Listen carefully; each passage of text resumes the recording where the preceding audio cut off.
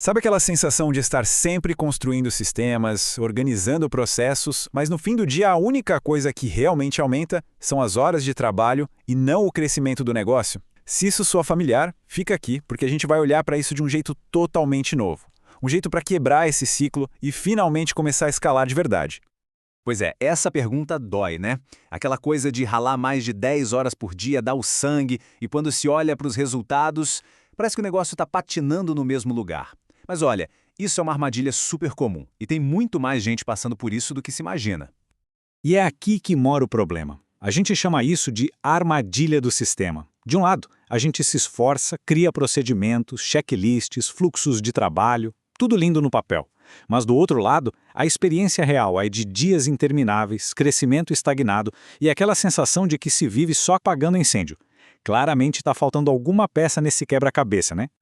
Então tá, para sair dessa, a gente precisa, primeiro, resetar nossa definição de sistema. Pode esquecer aqueles manuais enormes que ninguém lê e que só juntam poeira. Pensa assim, um sistema, de verdade, é uma máquina feita para produzir resultados. Só essa mudança de mentalidade já vira o jogo.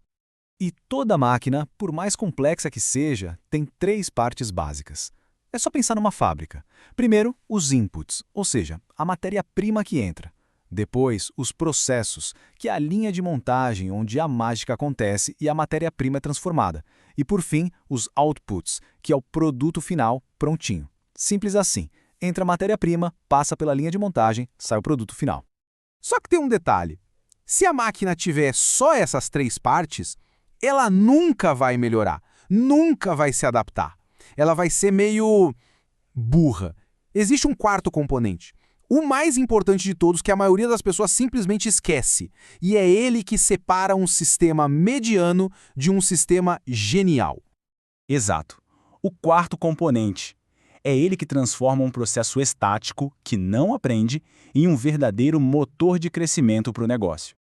E esse componente se chama feedback loop, ou ciclo de retroalimentação. Pensa nele como o cérebro da máquina. É um mecanismo que permite que o sistema aprenda com os próprios erros, se adapte e fique cada vez melhor. Sem feedback, o sistema fica congelado no tempo. Com feedback, ele se torna inteligente. Para entender isso na prática, olha só essa história. Tinha um fundador com um processo de integração de clientes que, no papel, era perfeito. Sabe, e-mails automáticos, tarefas delegadas, tudo redondinho. Só que tinha um problema. Depois da segunda semana, os clientes simplesmente desapareciam. Sumiam. E o problema só foi descoberto quando foram atrás de feedback. Acontece que o processo de boas-vindas exigia que o cliente novo completasse 15 tarefas logo no primeiro dia. Era uma avalanche de coisas para fazer. As pessoas ficavam sobrecarregadas, confusas, e a primeira impressão ia para o lixo. E aí que está o pulo do gato. Ao ouvir esse feedback, o processo foi totalmente simplificado, focado em clareza, em dar um passo de cada vez e, bingo, os clientes pararam de sumir. Ficaram satisfeitos, engajados. Esse é o poder do feedback em ação. Ele te mostra os pontos cegos que o sistema sozinho nunca revelaria. E para ter uma visão completa, um sistema realmente inteligente precisa de dois tipos de feedback. O objetivo, que são os números, os dados puros, pense em painéis de indicadores, mostrando de forma fria o que está funcionando, e o feedback experiencial, que é basicamente ir lá e conversar, perguntar para os clientes e para a equipe. E aí, onde você travou? O que foi confuso? Certo? Agora que a gente sacou a importância do feedback, vamos dar um passo para trás e ampliar a visão. Vamos pensar em como isso tudo se aplica não só a um processinho isolado, mas ao negócio como um todo. E para isso, vamos usar uma analogia bem simples. Imagina a sua empresa inteira como um grande e único cano. Esse cano é dividido em seções e cada seção é uma função principal do negócio. Marketing, vendas, operações, financeiro, cada parte conectada na outra. O grande objetivo é fazer a água passar por esse cano todo da forma mais fluida possível. E os problemas do dia a dia? O progresso lento, os resultados que não vêm, as vendas fracas? Na verdade, eles nada mais são do que entupimentos nesse cano. São gargalos que estão ali, restringindo o fluxo de todo o sistema.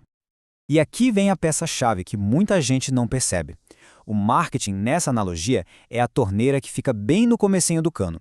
É o marketing que controla quanta água, ou seja, quantos leads, quantas oportunidades, entram no seu sistema inteiro. Então, a pergunta de $1 milhão é: Se o seu cano está cheio de entupimento, cheio de gargalo, qual é a atitude mais inteligente? É simplesmente abrir a torneira do marketing no máximo e jogar mais e mais água para dentro de um sistema que já está engasgado? O erro mais comum é tentar consertar tudo de uma vez. A gente sai correndo tentando desentupir cada pedacinho do cano e o resultado é que a gente espalha a nossa energia e, no fim, não resolve nada direito. A jogada de mestre é encontrar e focar em consertar o maior gargalo, a única restrição principal. É aí que o progresso de verdade acontece. Isso nos leva a uma ideia que parece contraditória, mas é muito poderosa. Para se mover rápido, primeiro você precisa ir devagar. Focar toda a sua energia em resolver um único problema de cada vez, na verdade, é o que vai acelerar o seu progresso no longo prazo. E isso tudo se resume num ciclo de escala bem simples e poderoso. Primeiro passo: mapeie o seu sistema, o seu cano. Segundo, use dados para rastrear onde está o principal entupimento. Terceiro, concentre toda a sua energia em consertar esse gargalo. E só então, como quarto passo, você abre um pouco mais a torneira do marketing. E por último, claro, repita o ciclo. Pensa assim: ao consertar os gargalos, mais água consegue passar pelo cano. E ao melhorar o marketing, mais água entra no cano. É uma dança. Os dois precisam trabalhar juntos para aumentar o fluxo final, que no fim das contas é o lucro do seu negócio. Então, para fechar, a reflexão que fica é essa. Usando essa nova forma de enxergar as coisas, essa metáfora do cano, qual é o único e principal bloqueio que está freando o seu negócio nesse exato momento? Acredite, encontrar essa resposta é o verdadeiro primeiro passo para escalar de verdade.